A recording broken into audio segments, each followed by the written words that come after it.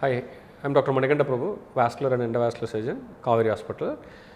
இன்றைக்கி நம்ம அனியூரிசம் ரத்தக்குழா விரிவடைகிறத பற்றி பார்ப்போம். அனியூரிசம்னா ரத்தக்குழா விரிவடைஞ்சிருக்குது. அதாவது சாதாரணமாக ரத்தக்குழா சுருங்கும், இதில் விரிவடைகிறது ஆப்போசிட் சைடு, அதாவது நல்ல சைஸ் பெருசாகிடுது. சாதாரணமாக நமக்கு ஒரு ரத்தக்குழா அளவு 2 மில்லிமீட்டர் இருக்கோ இல்லை 2 சென்டிமீட்டர் இருக்கோ, அது அப்படியே டபுள் ஆகிடும். ஸோ 5 மடங்கு, 5 சென்டிமீட்டர், 5 மில்லிமீட்டர். ஸோ இந்த மாதிரி ஆகும்போது அது பலூன் மாதிரி வீங்கிடும்.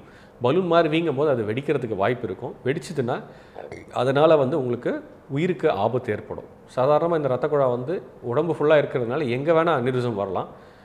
நாங்கள் ரத்தக்குழா டாக்டராக பார்க்குறது பொதுவாக வயிற்றில் உள்ள ரத்தக்குழா வீங்கிறது, நெஞ்சு பகுதியில் இருக்க ரத்தக்குழா வீங்கிறது, காலில் உள்ள ரத்தக்குழா வீங்கிறது. ஸோ எங்கே இருந்தாலும் சரி இந்த ரத்தக்குழா வெடிக்கும் போது உயிருக்கு ஆபத்து வரும்.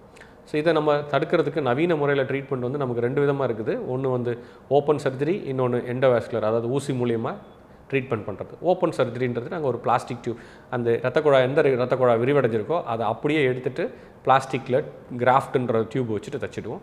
எண்டோவாஸ்குலர் டியூப்ன்றது இது அப்படியே நம்ம ஊசி மூலியமாகவே போய் அதே மாதிரி அந்த ரத்தக்குழா நல்ல ரத்தக்குழாயிலேருந்து நல்ல ரத்தக்குழா வரைக்கும் அந்த டியூப் வைக்கும்போது இந்த அனியூரிசம் பகுதி வெளியில் வராது. ஸோ இதனால் என்ன ஆகும்னா ரத்தக்குழா வெடிக்கிறதுலேருந்து தவிர்க்கப்படும். இந்த ரத்தக்குழா சைஸ் பேஸ் பண்ணி தான் நாங்கள் ட்ரீட்மெண்ட் டிசைட் பண்ணுவோம்.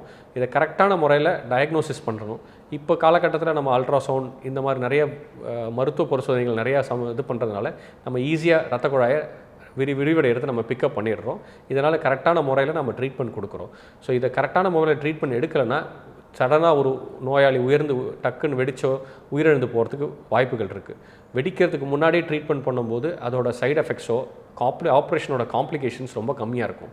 வெடித்ததுக்கப்புறம் அதோட காம்ப்ளிகேஷன்ஸ் ரொம்ப அதிகமாக இருக்கும். ஸோ சரியான முறையில் அனியூரிசம் ட்ரீட்மெண்ட்னா கண்டிப்பாக உயிரை காப்பாற்ற முடியும்.